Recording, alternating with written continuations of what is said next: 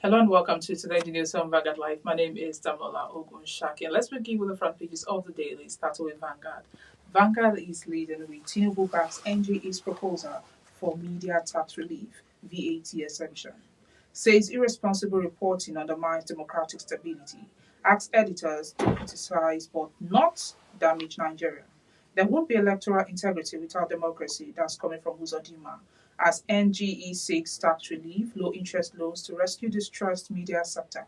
You can see that story on page 5 of Vanguard newspaper. And there's a photo story here showing President Bola Ahmed Tinubu, Kogi State Governor Ahmed Ododo, Minister of Solid Minerals Development, Dr. Dili Alaki, President's Nigerian Guild of Editors, Mr. Eze Anaba, Chief Olusegun Oshoba. During the 21st All Nigerian Editors Conference 2025 held at the State House Conference Center, Presidential Villa, Abuja yesterday. Now, on the pages 6 and 7, 2026 FIFA World Cup playoffs, Super Eagles under pressure, undeterred. Anniversary, Okpebolo hails Edo's rebirth, views out achievement. Write-off weight crisis, telcos operating costs soar to 5.8 trillion naira. That's coming from NCC.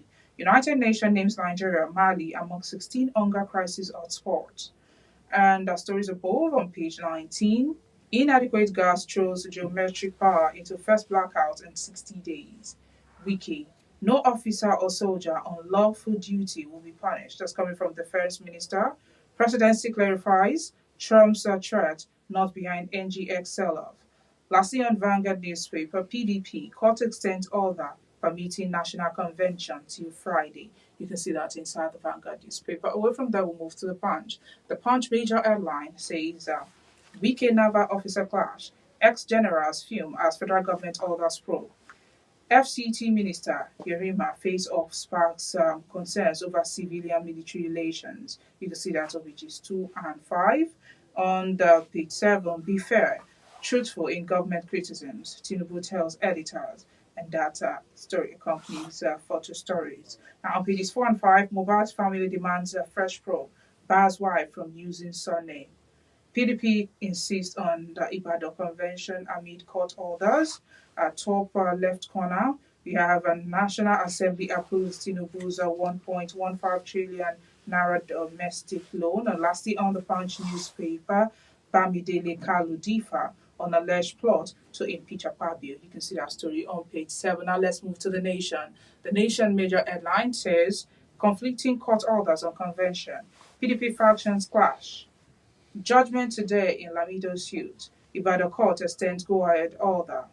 You can see that story on the front page, and it continues on page 2. Kanu asks appeal court to quench dismissal of his no case submission. Page 3 has a story. Controversy widens over Wiki. Military officers clash on land. Stocks rally 2.6 trillion naira on capital gains and tax review plan. You can see that on page 3. And lastly, on the Nation newspaper, we have Makinde has made Ibadan livable, says Obasanjo. You can see that on page 5. And lastly, let's take a look at the Guardian newspaper. The Guardian's major story says that NGE insists on free press as Tinubu urges fairness, pledges recovery. Kano praise appeal court to stop terrorism charge ruling. Minister SAN differ on Wike's confrontation with military. Federal government outlaws mother tongue policy, reinstate English as language of instruction. Presidency denies Trump effect on NGX sell-off as Christian Association of Nigeria seeks end to genocide. Nigerian president since 1999 breached constitution, wreck alleges. You can see that story on page 3 of the Guardian newspaper. And that's all we have on the front pages of the dailies. Join us after the break for a brief analysis of some of the stories.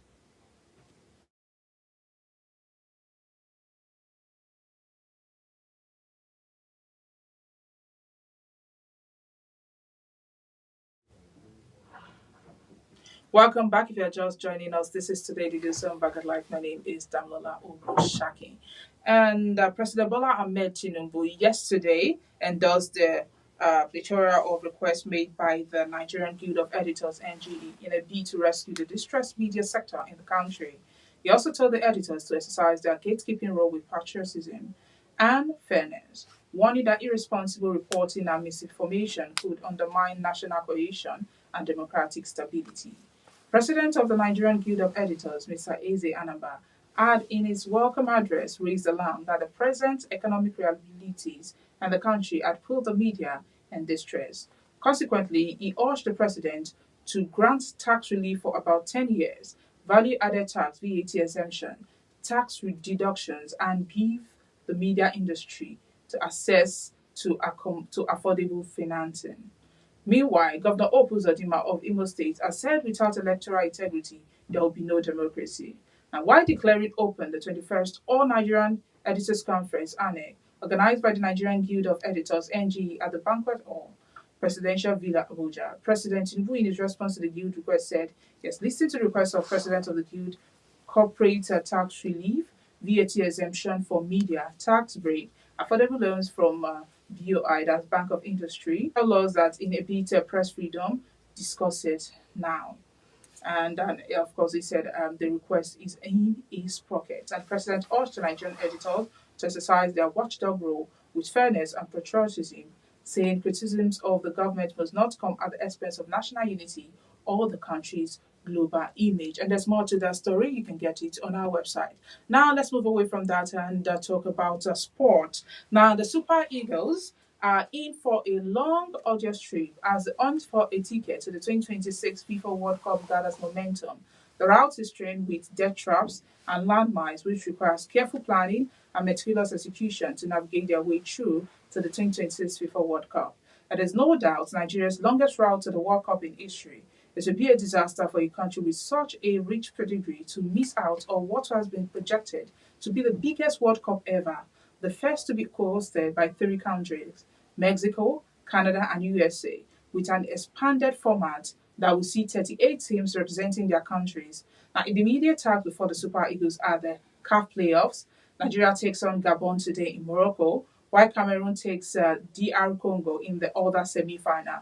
And winners of the two matches will face each other in the decisive one-legged final for the solitary African ticket to the Intercontinental Playoffs in Mexico next year.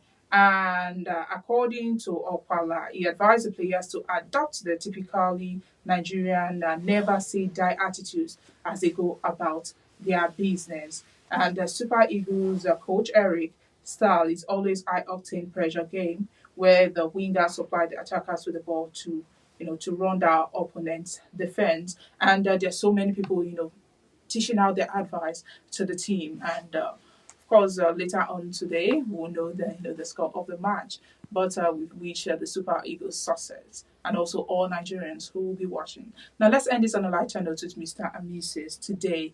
And the first person speaking today is Mrs. Mrs. says that, yeah, kindly drop that laundry bag at my friend's shop on your way to the office. And Mr. replied, why do you turn me into an errand boy each time you prepare the meal with your money? It's not so now. I guess because Mr. is going somewhere, that's why Mrs. said, please help me drop it. It's just, to save time. But of course, these couples, you don't have to put your mouth in everything they discuss. They will still settle. They know how to settle it. Well, this is where we have to draw the curtain today. My name is Damilola Ogunshakin. Do well to like and follow us on all our social media platforms showing on your screen. You can also visit our website, www.vanguardngr.com.